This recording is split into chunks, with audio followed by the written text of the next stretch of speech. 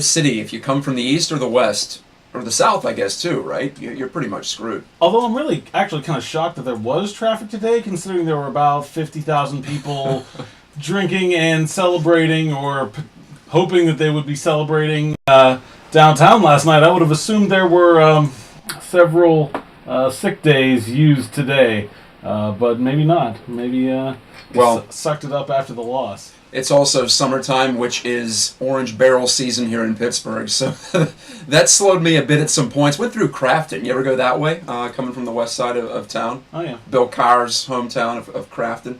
Moving my way through there and coming up over the hill. That's a nice view into Pittsburgh when you come down over on Old Route 60. The West End overlook there is underrated for its view of the skyline. Very impressive. I should have just said I was spending the wee hours of the morning cleaning up the streets, helping the Pittsburgh police, because I understand there was quite a bit of garbage left outside of Consol Energy Center for last night's Penguins loss 3-2. And Alan, I saw on Twitter someone compared this series to the 2008 Stanley Cup final, and I thought it was very astute, because you had a Detroit Red Wings team going up against a Penguins team that appeared to be overmatched, but discovered ways to win a couple of games and push it back to their home ice, to Mellon Arena, for Game 6, and the Wings ended up winning there. But it's the exact same script, because the Penguins won their first two games at home. They were closer, I would say, than the first two games from 2008, when the Wings just completely wiped the floor at Joe Louis with the Pens. But then the home team in Game 3 comes back and gets the win, gets at least some sort of semblance of a foothold in the series. But then the superior team wins Game 4, and it's like, okay, they're going to go back for a coronation in Game 5. And similarly heartbreaking losses, I would say, for teams in these Game 5s, if we're going to compare these two series, because while the Wings had a late lead in that Game 5 before Max Talbot tied it up, the Pens won it in triple OT. Peter Sikora, Marc-Andre Fleury was great. And I guess that's the one parallel. Martin Jones, I said it last night, he's not this good, but he's playing this good right now. And that was incredible. The Penguins had so many high-quality scoring chances, and just got two by him. That was the most high-quality scoring chances the San Jose Sharks have given up since they started tracking the statistic in 2005. Wow. Okay. So basically, that's the best offensive performance against San Jose in over a decade. And they won. And the Sharks did. And the Sharks won. So that should tell you a little bit how Martin Jones plays.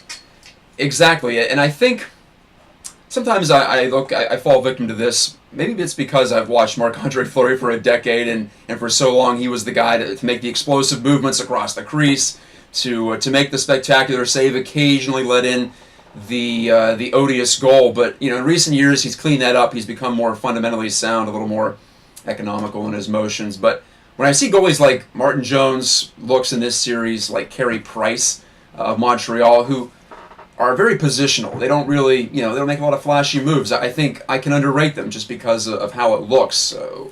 Do you have a similar situation with yourself as far as saying, well, he's just kind of standing there and the puck's hitting him, it doesn't look that impressive? I thought he was really aggressive, and I thought that was the thing that stood out to me, is that he wasn't sitting back, and even though the Penguins, a lot of times when an offensive team gets on a roll and they start getting scoring chance after scoring chance, you see the goaltender just sort of shrink back. There's all these cross-ice passes happening and all these talented players are zooming around, and then they do. He was right at the top of the crease the entire game. I remember Phil Kessel comes in and Jones makes the save way out of the blue paint. And, I mean, that's what you have to do to play against an offensive team like the Penguins are right now, but it's just really difficult when there's all that happening in the offensive zone. And so I thought, to me, that was the thing that stood out. It wasn't necessarily that he was making good, high-quality saves, but I thought he was aggressive and he was attacking the puck even when the Sharks were getting badly outplayed up and down the ice. And to me, that really stood out as what was able to take, like you said, it's not like he was making spectacular saves. And I think that's why he didn't have to make spectacular saves, is because he was being very aggressive, he was challenging the shooters, he was coming out, and, really what the Penguins needed to do to beat him was to get a rebound to go in, and they had several opportunities, they just couldn't. Yeah, several scrambles around the net where maybe one bounce or two, and the Penguins have an open net to shoot at, and really, to be honest, Nick Bonino had mostly an open net to shoot at in the second period, and he pushed the rebound along the ice, allowed Jones to make the save. But You make a good point about Jones because I remember that save specifically against Phil Kessel, where Phil's coming down the wing. He doesn't have another option, so there's no reason for the goalie to stay back. But some goalies would stay back, and he did not there. So full marks to him. Mike Sullivan said it after the game. I think he was asked, "Was that what you wanted to do?" And he said, "Pretty much, yeah. We're just going to try to repeat that in San Jose." As far as the ice goes, I noticed a difference. The Penguins were able to execute better, especially on the power plays. It just everything looks smoother. I give them credit for that too, not just the ice, to be clear. But this surface in the series has been a factor, wouldn't you say?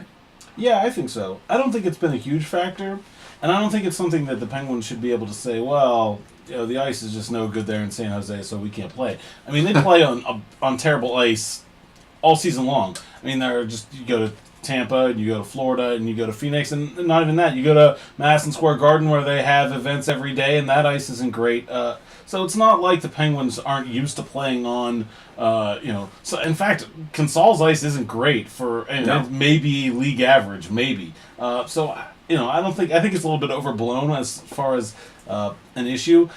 The stylistic differences between the Penguins and Sharks, I think, is brought out a little bit by that, and that the Penguins are trying to make pretty passes, and the Sharks, for the most part, aren't. Although Logan Couture made a couple really nice ones last night. Yeah, good player. Yeah, he's pretty good. But I don't think it's that big of a deal, and I also think maybe some people sort of suggested that there's no real impetus for the San Jose staff to have better ice, and they've never played this far into the postseason. What works for your ice surface in March doesn't necessarily work in June, and I can remember in you call it 2008, 2009, the ice at Mellon Arena was absolutely awful. Sure. And especially 2008, the first time the Penguins had been at that level in quite some time, and so that's something that it takes ice crews a very long time to really figure out, is how to deal with the humidity in the building. A full crowd of excited fans when the temperatures are warmer. So, I don't think there's anything suspicious going on there. It's just that they don't have the same kind of experience at this time of year, and it's just a different climate there too. Sure, it was 90 degrees when they were out there for games 3 and 4. And you bring up a good point about Mellon Arena too. That's an older building.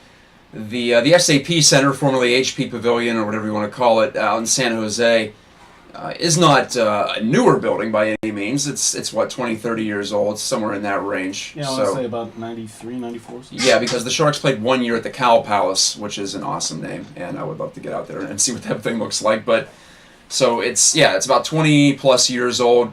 Maybe not quite at the cutting edge. I know that Tampa brought in those big exterior units that dehumidify and cool for the East Final, and I know that the Pens did that at Mellon Arena. I'm not sure if that's going on in San Jose. I haven't really seen anything on that, but yeah, you're right. We can make too much out of that.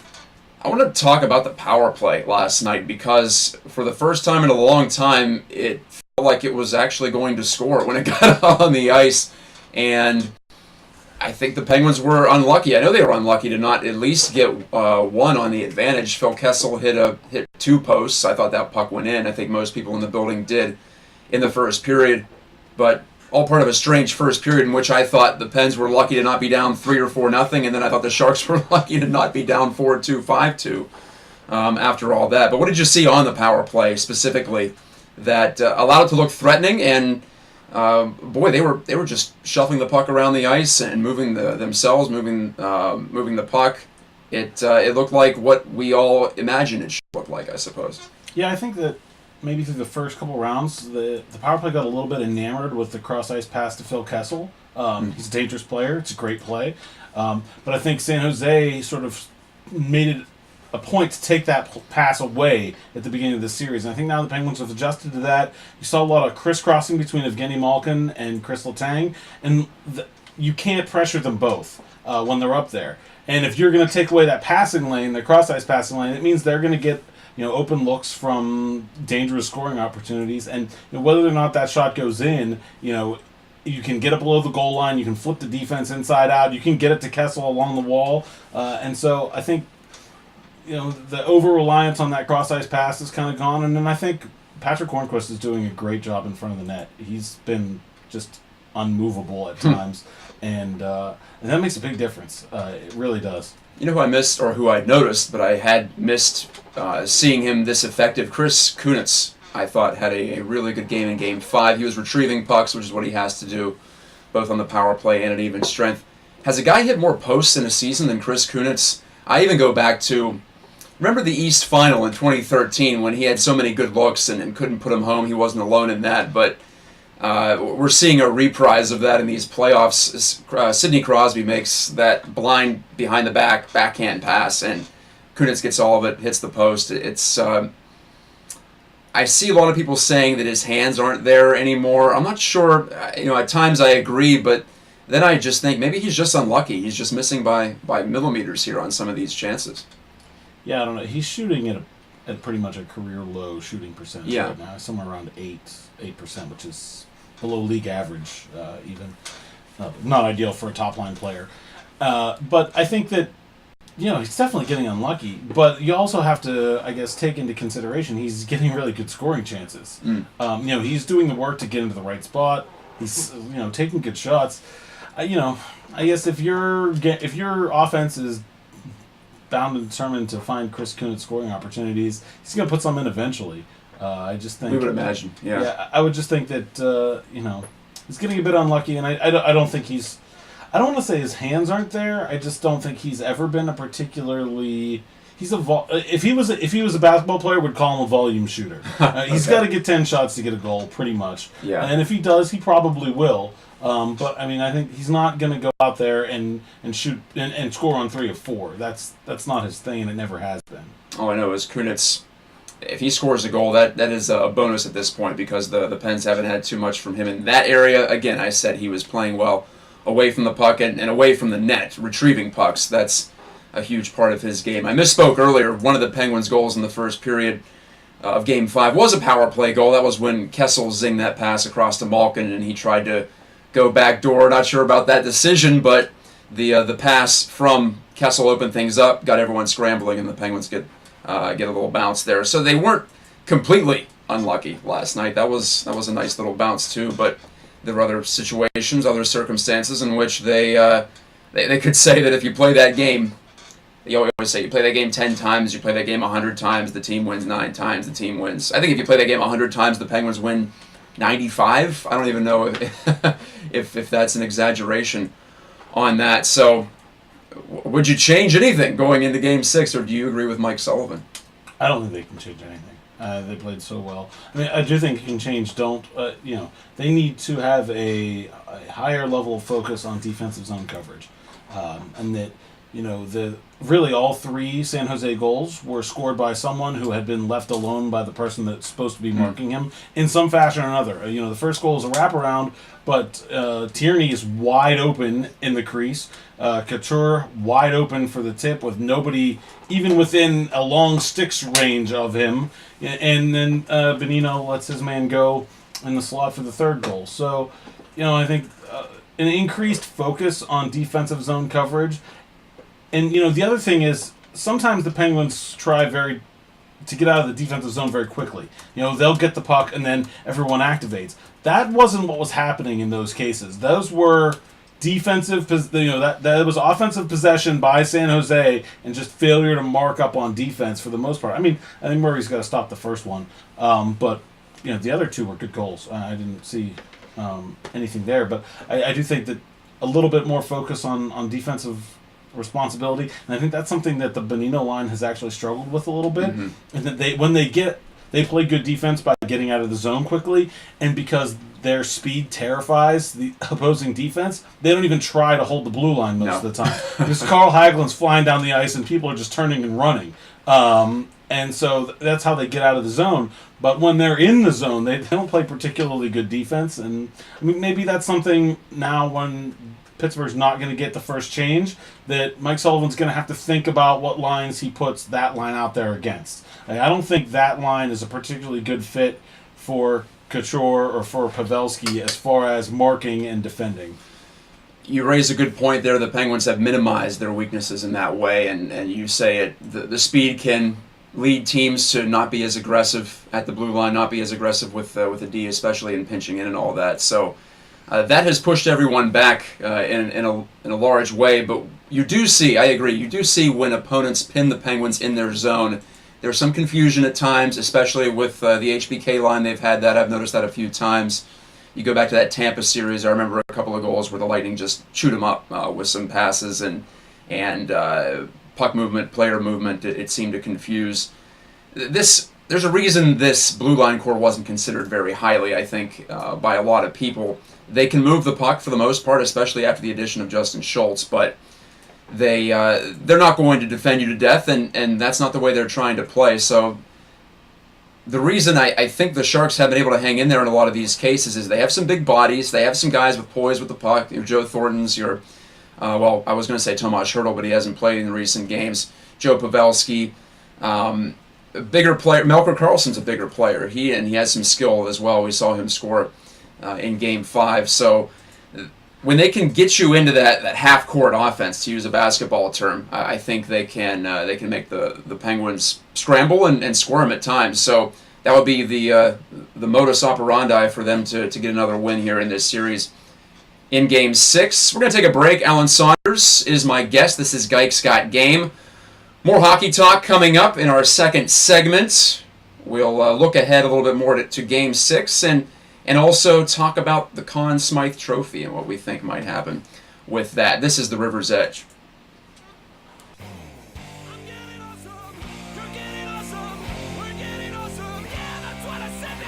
Hi, I'm Mike Storer, host of the Awesome Cast, which you can hear right here on River's Edge Radio. We're talking tech, getting geeky every week with people from Pittsburgh in the industry. Go check us out, awesomecast.net, or listen to us right here on River's Edge Radio, Thursday mornings, 8 a.m. after Funny Money. Back for the second period of Gikes Got Game. I'm Matt Geica, your regular host, and we can call him a regular guest, Alan Saunders. He's showing up. He's here to guide me through an hour after the Penguins lose Game 5. We were thinking maybe we'd talk championship. Instead, the championship series continues on at least into Sunday, and now these 2-day breaks, they get a little tedious, don't they? I mean, I understand why they did it because Sure. It is a lot of travel, but it's just, I think it messes with everyone's routine. I think the fans sort of expect there to be a game tomorrow to talk about. I think the media expects there to be a game tomorrow to write and bloviate about, and I think the players honestly would rather play tomorrow too. Even with the travel, I think it's just sort of the routine that you get into in the postseason is that you play every other day, and then it's just weird to not do that in the final. Like you said, I understand the consideration taken, the coast to coast trips. Difficult, especially going back east. You lose hours there. Maybe coming back west, you could argue they might be able to squeeze that in, but this series could continue on for another 5 days if the Sharks extend it out. And they're missing out on Saturday night, which is just a very traditional, hockey night in Canada. Sure. That's the thing, and they choose to skip that day. It all feels very weird. It does, and Sunday is good for ratings, but you're right. A blank Saturday in the middle of the Cup final. It's not the way you would expect it to play out. But I don't try to criticize that type of thing too much, just because I know how tough it is to schedule buildings and figure out what works and what doesn't. Well, the hockey talk continues, but in a different vein here, a sad day in the hockey world, as we're just seeing now news breaking that Gordie Howe, the Red Wings great, has passed away. He was 88 years old, and you and I were talking off the air about just what he meant to the sport, and I lived up in Michigan for several years, and I have several friends. Well, I think they're friends. I don't know if they like me, but anyway, they like the Red Wings, and I was always a little bit envious of them, I guess, because the Penguins have been around for, it'll be 50 years next year, but a franchise like the Red Wings that goes so far back, that has so much success from that far back, you have these foundational guys that you can bring back in, and the Penguins have Mario Lemieux, they have Pierre LaRouche, I guess from the 70s, but nowhere near as accomplished as what Gordie Howe did when you're comparing guys from like going back to the 70s, 60s, and into the 50s in the case of Gordie. And when you look at a franchise like the Pirates, you can bring in Bill Mazeroski, Bill Verdon, those types of guys from multiple generations back, is what I'm saying. And it just establishes that foundation. And it would be tough to find a guy who represents, I think, his franchise more thoroughly than Gordie Howe, and also just the sport. Yeah, I think I said he's the ultimate hockey player, and I really think that he's a big, strong, tough guy. He'd be in the corner, he'd be in front of the net. He's a little bit dirty. He played forever. He's just he's the kind of guy that other athletes looked up to, even at an advanced age, and they would say, wow, look, this is Gordie Howe. This is what we all wish we could be. And I think that to me is it really tells you a lot about the guy, and that he was a very hard worker and did the things that everyone would like to say they're able to do. That don't necessarily require talent, but just require hard work, dedication, and willpower. And he did all those things at probably the highest level of any hockey player. I mean, he scored 15 goals at age 52 in 1980. That's just incredible. It was a different league then, but 52 is still absurdly old for a professional athlete, and to be able to do that, I think just tells you a little bit about the guy and what he was all about. To put that in perspective, Jaromir Jagr would have to play 7 more years to match Gordie Howe's longevity, and it already feels like he's been around for ages and ages. And let me tell you, those were a lot harder years for Gordie Howe than Jagr skated by the crease a few more times. I think already. Howe took some physical beatings. They don't call it a Gordie Howe hat trick for nothing. Although it's a little bit of a misnomer, because I think it's been statistically proven that he only had one or so. But he was certainly a very tough customer. Not. A little bit unlike the finesse player that Jaromir Jagr is. Hey, Jagr would get in there. Come on, you remember some of those playoff battles with Scott Stevens on the Devils and all that type of thing.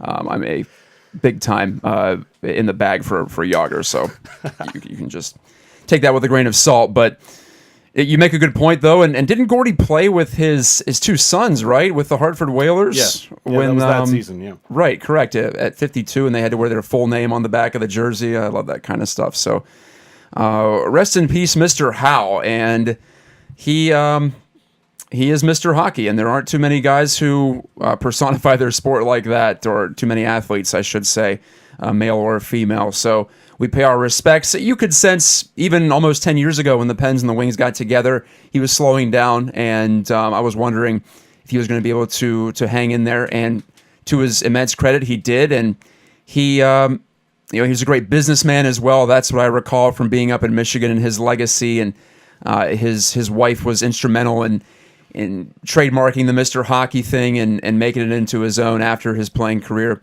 was over. So he will be missed. It'll be sad the next time that the Wings are in a big game. You won't be able to see up in the press box or the luxury boxes at Joe Louis, and he won't be there anymore. So that's going to be a little bit different. Gordie Howe's a legendary name in hockey. So is Conn Smythe, especially this time of the year, and that's the discussion. That was a huge platform for discussion prior to Game 5, just because I think the Penguins were on the verge, and people thought, well, who are we going to give the big trophy with the Maple Leaf on it to this time around for playoff MVP? And that's one thing to remember when you're talking Conn Smythe. It's playoff MVP. It's not like in the NBA where it's a finals MVP. So you take into account the body of work, which I think is appropriate considering the difficulty of this tournament to win. And I keep coming back to Phil Kessel. Can you convince me that they shouldn't give it to Phil Kessel? Because while I do think that someone like Crosby has been very consistent, even though he hasn't gotten as many points as Phil, and even though Matt Murray has had his bright shining moments, maybe not so much later in the tournament, but especially early on against the Rangers and the Capitals, Phil's done something in every series, and I value that. I treasure that as far as longevity over the 2 months. To me, I think it's Phil Kessel running away. Okay. And I think, to me, the biggest reason is because Phil Kessel is the thing that the Penguins didn't have that they have now, and that now they're successful. Now they're in the Stanley Cup final. I mean, Matt Murray's been playing well, but the Penguins have typically had pretty good goaltending for the last decade or so. Sidney Crosby's been playing well, but Sidney Crosby typically plays pretty well. Mm-hmm. What they didn't have was that superstar forward that could scare defenses, that they could play on a separate line, that could be his own player, and that has allowed this whole the change in dynamic for this Penguins team that happened really started when Evgeny Malkin got hurt. They split it up into 3 lines then, and then eventually Malkin comes back to take that third line. But that's when all this run of successful play that the Penguins are still on really started there, when Evgeny Malkin got hurt, and that's when Phil Kessel really became Phil Kessel. The Phil Kessel we've seen in the Olympics, the Phil Kessel we saw in bits and pieces in Toronto. He became that player for the Penguins at that point, and really through until this point. And I think that's the biggest difference, and that's the biggest reason the Penguins have been able to be successful this year when they haven't been in the past, is that they have that player that they didn't have in that role that they... you had Jordan Staal basically in that role in 2008 and 2009. That player that can be on that third scoring line and be dangerous. And since he left, they really haven't had that. And I think that Phil Kessel has been probably the biggest reason for the Penguins' success this postseason. And I can't even. If I was voting, I don't think I could consider anyone else. I know that I agree with you. You make a compelling case. I already thought that, but I still have a feeling that it's going to be a close vote. In terms of especially some of these Canadian media people, I think there is going to be a tendency to hand that one to Crosby. We'll see, maybe as more of a lifetime achievement. Well, one thing I will say is it would be a little bit unfortunate for Sidney Crosby to win 2 Stanley Cups and not win the Conn Smythe. It would be odd. Yeah, the team's captain and generally best player to win 2 Stanley Cups and not win the Conn Smythe Trophy would be a bit unusual, I would think. So, maybe there's a little bit of that. There may also be a little bit of people not understanding in detail sort of what happened with the Penguins over the last 2 to 3 years and how much of a difference Phil Kessel has made in this role he's playing. If you're national media, especially Canadian national media that maybe only sees the Penguins play 5 or 6 times a year, I think that nuance would be a little bit hard to grasp as opposed to maybe someone that like us, that's involved with the team all the time. It's obvious to me.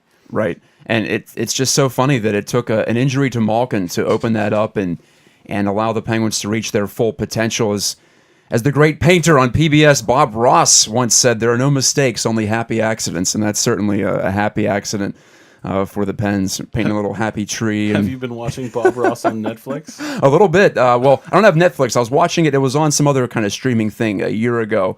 And that takes me back to my childhood, just watching that. I used to take art lessons as well, so I wanted to be like Bob Ross whenever I was in the studio.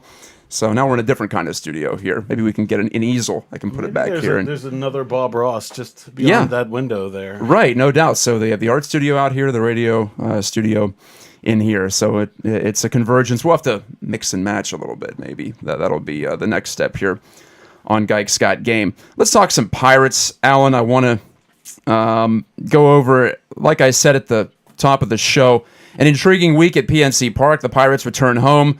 They go up against the New York Mets. Neil Walker in town, and the Mets throw 3 stud pitchers out there: Steven Matz, Jacob deGrom, and Noah Syndergaard. And the Pirates hold their own offensively against those pitchers. And also on Wednesday night, it was Jameson Taillon's debut. So what's your biggest takeaway, I guess, from that series? Was it the Neil Walker reception? He got 2 standing O's for the doubleheader on Tuesday. Was it the Pirates, as I said, holding their own, doing well, and getting 2 wins out of that series when it looked like the pitching matchups were obviously in New York's favor? Or is it what Taillon showed you on Wednesday night? 6 innings, 3 runs allowed, and just generally a pretty solid and smooth Major League debut. Well, I think the biggest thing for the team is Taillon, because I think he's a player that can make them better at 2 spots. I think he can come in and, I think maybe expectations got a little bit out of hand for him, especially in that first start. I thought 6 innings, 3 runs, that's pretty much in line with what I expected. I think maybe some people expected him to come in and look like a Cy Young winner right away. It's almost never going to happen. But I do think that he can be a valuable asset to the starting rotation. He can come in, he's going to take his turn every fifth day, and for the most part, he's not going to get embarrassed. He's going to give the team a chance to win, and on the whole, be better than most of what they've had at starting pitching. And then if they can move Juan Nicasio to a high leverage situation in the bullpen, maybe get Jared Hughes a little bit of a break, I think that can really, like I said, it can improve the team in two places. And so I think his presence at the major league level is a huge deal for the Pirates. I was looking ahead to the pitching probables. You bring up a good point. I've thought a similar thing about Nicasio. Case in point was his start in the nightcap of Tuesday's doubleheader, where he just blows through the Mets the first two times through the order, not even close. And then the Mets string together some hits against him the third time through. So that, to me, screams a guy who's better served as a reliever, or if you have someone else you can match with him in long relief. I think maybe if Ryan Vogelsong were healthy, that could work. If you just had an unofficial tandem type of a piggyback situation like they do in the minor leagues when they want to get guys, when they have more than 5 starting pitching prospects and you want to get everyone their innings. One guy goes 4, the other guy goes 5, or vice versa. That would be pretty revolutionary at the major league level, but I always thought that could definitely fit. But you look ahead to the pitching probables this weekend against the Cardinals at PNC Park as the Pirates head into their first blessed off day, first true off day. They had the rain out on Monday, of course, but their first true off day is coming up this following Monday. You have Garrett Cole, you have Francisco Liriano, who has struggled mightily and was skipped, which allowed Tyone to step in. And then you have John Neese. Then there's the off day, and it's TBD next Tuesday. I think there's a good shot that the Pirates just knock Nicasio out of the rotation already and transition into that Mets series. Because you have that day, you can just go right back to, well, who would it be? It would be, let's see, Jeff Locke for the opener of the Mets series. And then you go from there, and then you recall Tyone, who was just sent down on Thursday. He needs to stay 10 days in the minors. So a potential return, I guess it would be that Sunday at Wrigley Field next weekend. That's just one thought that I've had with that. I also want to get your opinion on some of the tactical moves. You and I were discussing this on Wednesday night when the Pirates were out of relievers, and they had a situation where first and second in the 10th inning. Bear with me here as I recreate the box score, but this is just a classic baseball situation. And you have Sean Rodriguez coming to the plate, not one of your better hitters, but a competent guy, especially this year. The Pirates elect not to bunt. Rodriguez hits into the double play, and we're all wondering, well, why not bunt runners to second and third? Then you could drive them both in and win the game because you're down 1 in that 10th inning situation. Clint Hurdle said that he didn't do that because once you bunt the runners over, and then the pitcher spot was up next, Corey Lupke, who was the last guy out of the pen, then you have to pinch hit for him, because otherwise, why did you bunt everyone over? Lupke can't bunt the guy home. At least you don't think. That would be a really impressive feat. But it just tells you all that's it has to be in the mind of a manager, right? In that type of a spot, especially when you have extenuating circumstances like a very thin bullpen. Yeah, and I think a lot of people were pretty critical of the move when they saw it happening. But right. I mean, I think so was I. Yeah, I just didn't. And I think there's just so much going on there, like you said. You have the bullpen, you have Chris Stewart's your last guy on the bench too. So if you burn him there as a pinch hitter, and then you tie the game, then you're, I think the biggest thing is that the Pirates had to play for the win right there, and that you had to score 2 runs. And if you go into that situation saying I have to score 2 runs, then I think giving away an out is probably not the best solution. We're sort of regardless of the starting pitcher or the pitcher coming up next and the pinch hitter and all that. I think if you go into the inning saying, look, we're on our last pitcher, we're on our last bench player, this is a good team we're playing that still had, I think, 3 or 4 relief pitchers available and some bench guys.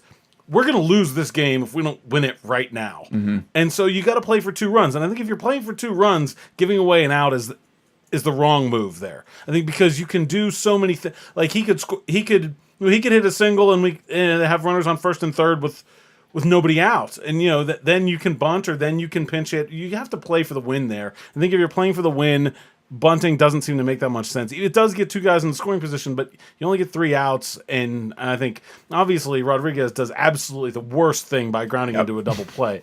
And really, I think, to be honest, if he does anything but that, they probably get 1 run. And then you go and Rodriguez pitches.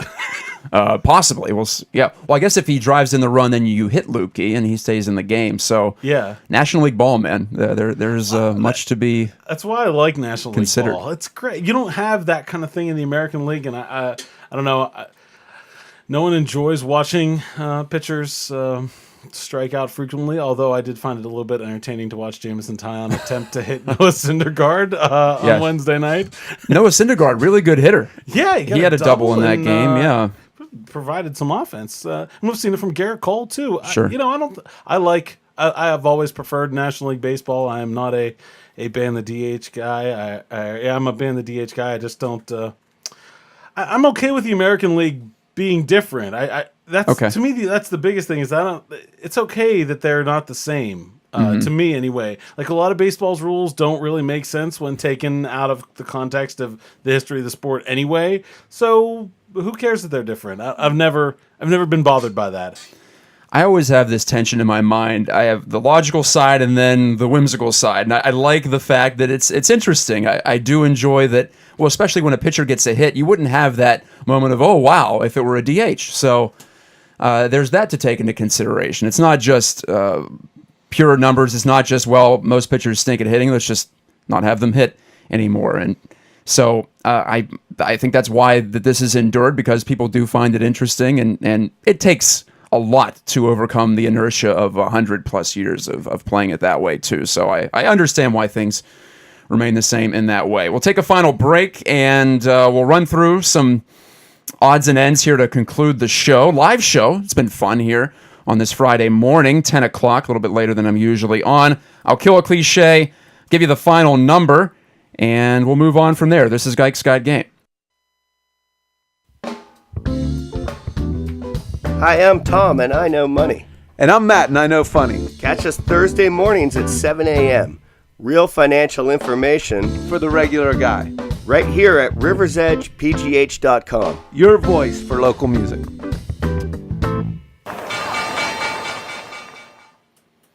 That is the Funny Money promo. He's Matt. He knows funny. I don't know funny that much, but I know some sports, I think. And this is Gikes Got Game.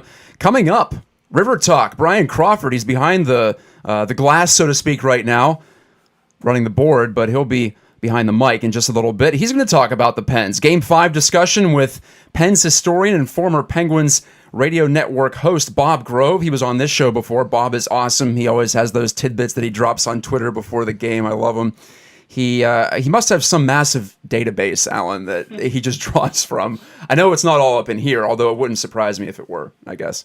I don't know. It might be. I don't know.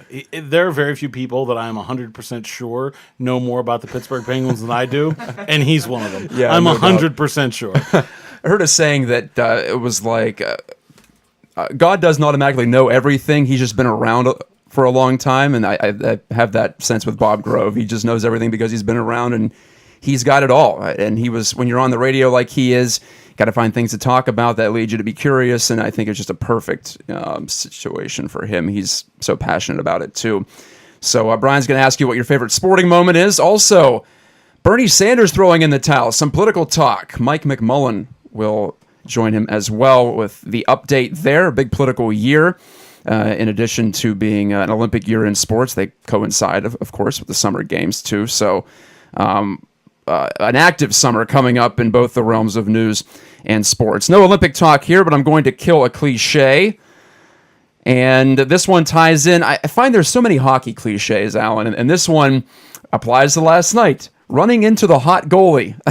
That's the one that you hear all the time, especially in the context of the Penguins.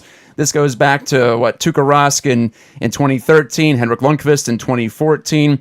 Last year didn't really apply, but Halak and Yaroslav Halak, he's the one Yeah. who invented that, basically, for the Penguins in this current era. Sure as hell wasn't Chris Osgood. Boy, that guy was terrible.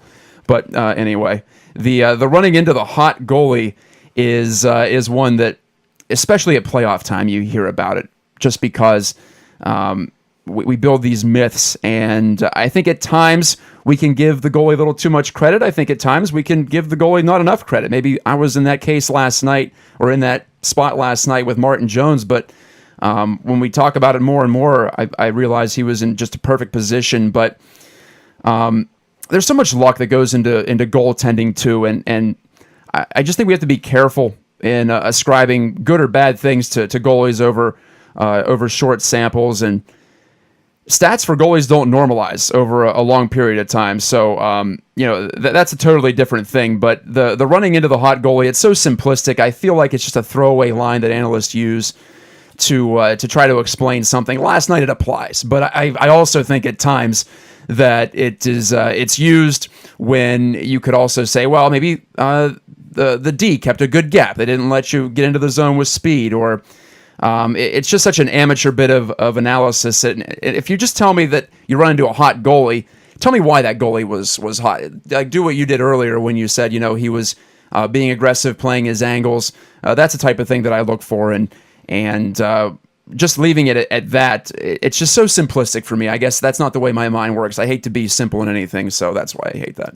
Yeah, I think maybe some of the games that you could have attributed to Matt Murray in that sort of way this playoff season haven't really been necessarily running into a hot goalie at all. I mean, if you look at the possession time and the shot attempts that the Penguins have done a very good job of limiting chances against, really, for now 2 straight series. And so, I don't know, could the Sharks say they ran into a hot goalie? I don't think so. Probably not, no. Maybe Matt Murray played really well, but that's not why they lost the game. Now, I think you can say that that's probably why the Penguins lost the game last night. But I think just because a goalie plays well or appears to play well, that's not necessarily the deciding factor. I do think sometimes it's... no one would say you ran into a hot goalie if you played Martin Brodeur in 1999. You ran into a Hall of Fame goalie. Right, yeah. He wasn't hot. He was really, really good all the time. But I think sometimes the reason that the hot goalie thing happens is because a guy like Jarro Halak, who's, I don't know, average. Above average, I'd say. Maybe a little above average. Yeah. He can dominate a playoff series just because luck and small sample sizes and things like that can happen. And I think sometimes people are very hesitant to attribute a great deal of what happens on the ice to luck. They don't want to admit that so much of what happens in hockey is fluky bounces and weird things that are unpredictable and have very little to do with the talent of the players involved. And I think that's one of the things that the hot goalie ends up being a surrogate for all the time is, we took 50 shots and none of them went in. Maybe the goalie played really well and maybe we just got unlucky. So I think, sometimes I think the hot goalie stands in for bad luck sometimes. Good point. Yeah. We want everything to make sense. At least I do. I think most people do. And we want to have some explanation. So yeah, instead of going randomness, we go hot goalie. And that's the cliche I would like to kill today. It's not going to die, believe me. We're going to hear a lot more about it, but at least in this studio. Your killed cliches are like zombies. Yeah, they keep coming back. I got to find some kind of a silver bullet to use the Dracula analogy there, or silver stake. What do they do to kill a vampire? I have no idea. I'm really bad at the horror movie stuff. Anyway, got to get to my final number so I don't run over into Brian's time too much. I know I started late here today, but... Jeff Locke yesterday at Colorado allowed 11 earned runs in 4 2/3 innings, and that's not the final number. My final number is an interesting metric invented by Bill James, one of the sabermetric founding fathers. You could argue the sabermetric founding father in sports. And he came up with this thing called game score, where you start with a baseline number, I believe it's 50, and you add for strikeouts, for not giving up hits, for pitching innings, and you subtract for the opposite of those things. It's a way to gauge the quality of a start instead of just saying innings, hits, strikeouts, walks.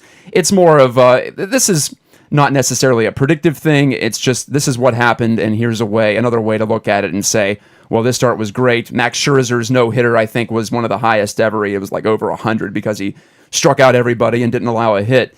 But Jeff Locke yesterday had a -3. It's really hard to get below 0 with a game score. That is one of the lowest since 2000. It is the lowest since 2012 when guess who had a -13 for the Pirates? Could you pick out who that was?